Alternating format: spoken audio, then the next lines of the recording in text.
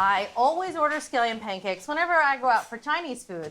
And more often than not, I wind up with something like this guy. He's gross. He's soggy, he's super greasy, he has no flavor, and he has no structure.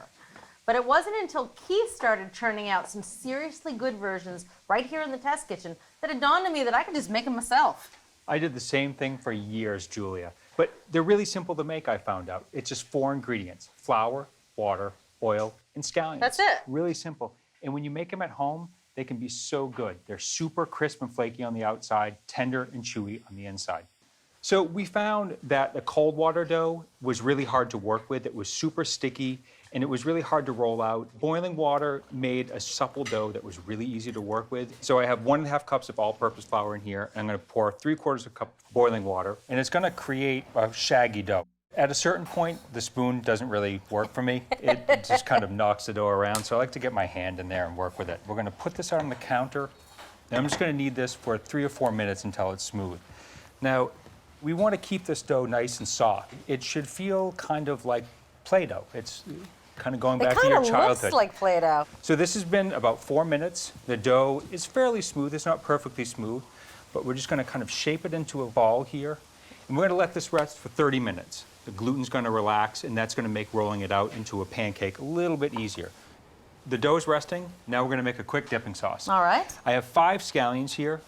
So really simple. You wanna do a nice thin slice. You don't have to get too fine here. So we're gonna take about a tablespoon of these, and we're gonna set that aside for our dipping sauce. We're gonna start with soy sauce. We have 2 tablespoons here. This is gonna give us a nice, deep, complex background. And then we have 1 tablespoon of water. 1 teaspoon of toasted sesame oil. That's gonna give it a nice nutty background. And a healthy pinch of chili flakes. 2 teaspoons of rice wine vinegar. We're also gonna add a teaspoon of honey to this too. That looks like a nice generic sauce that you could use for a lot of things, like dumplings. Exactly, exactly. So our dough has rested for 30 minutes, and now it's time to make the pancakes. Let's do it. We're gonna slowly preheat our 10-inch cast iron skillet. So here we have our dough. And as it's sat for 30 minutes, it does get a little stickier. So I'm just gonna start with a little bit of bench flour here. Just gonna cut this in half. I'm gonna put the other half back in this bowl again and cover it with our plastic wrap, just to keep it moist again so it doesn't dry out as we're doing this. We're gonna go for a 12-inch circle here. And if you're anything like me, you never end up with a perfect circle, but that's okay. Always a little of amoeba shape. Exactly, but you know, it doesn't make any difference here at all. Now you can see that the dough is really easy to roll out. It's not snapping back at all. Okay, I'm just gonna check my work here. I think that's good. So we've been talking about flakiness, and now we're getting to the part where we're gonna make that dough flaky. So we have a tablespoon of all-purpose flour in here.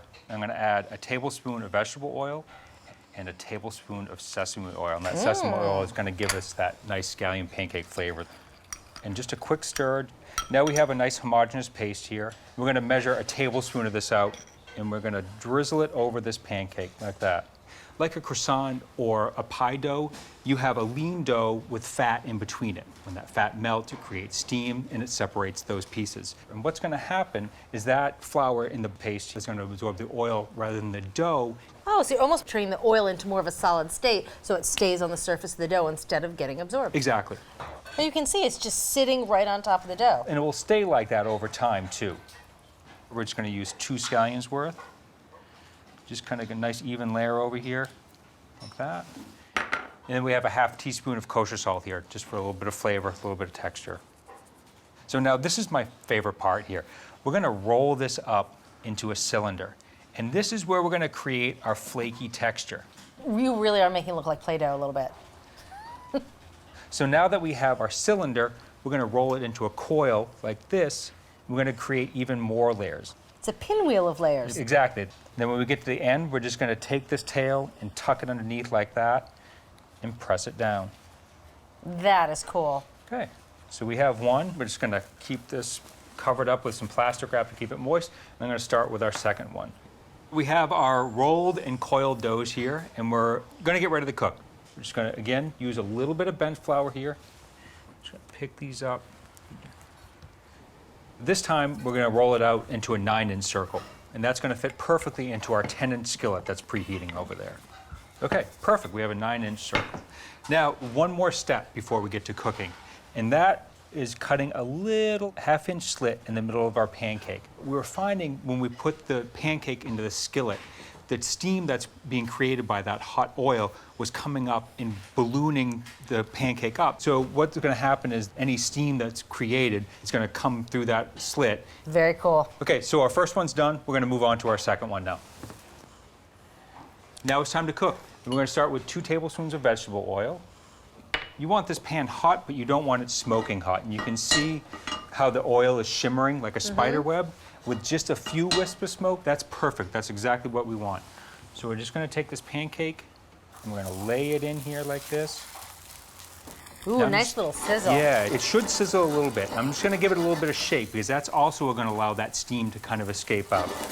And now I'm going to cover it, which is really kind of weird for something that's supposed to be crisp. Yeah. But we found that sometimes the outside cooked through before the inside cooked. So we had this kind of raw, doughy interior. By covering it, we're kind of steaming the top and steaming the interior, so it's going to be perfectly cooked by the time the outside is cooked.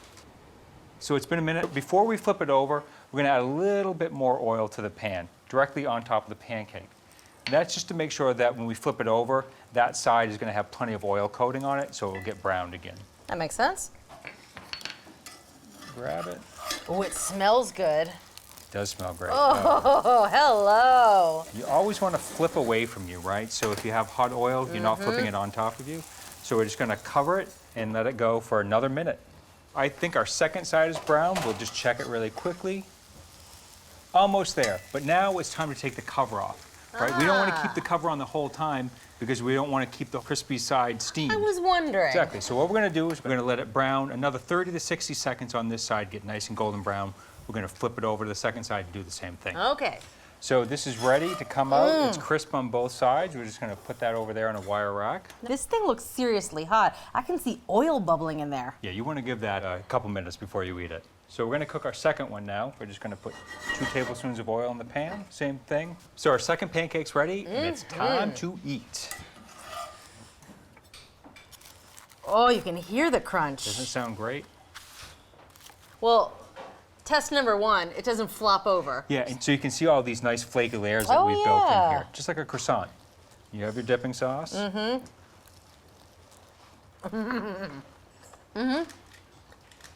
It amazes me that this was so easy to make, and I've been ordering them all this time. 4 simple ingredients, that's it.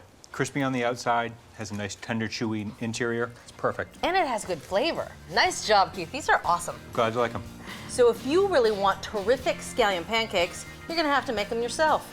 Start with a simple dough made of flour and boiling water and let it rest for 30 minutes before rolling it out. When shaping the pancakes, brush the dough with a paste made of oil and flour to get that flaky, super crisp texture. Finally, cook the pancakes in a cast iron skillet to a deep golden brown. And there you have it. From America's Test Kitchen to your kitchen, an excellent recipe for scallion pancakes with dipping sauce. Thanks for watching America's Test Kitchen. What'd you think? Well, leave a comment and let us know which recipes you're excited to make, or you can just say hello. You can find links to today's recipes and reviews in the video description. And don't forget to subscribe to our channel. See you later. I'll see you later.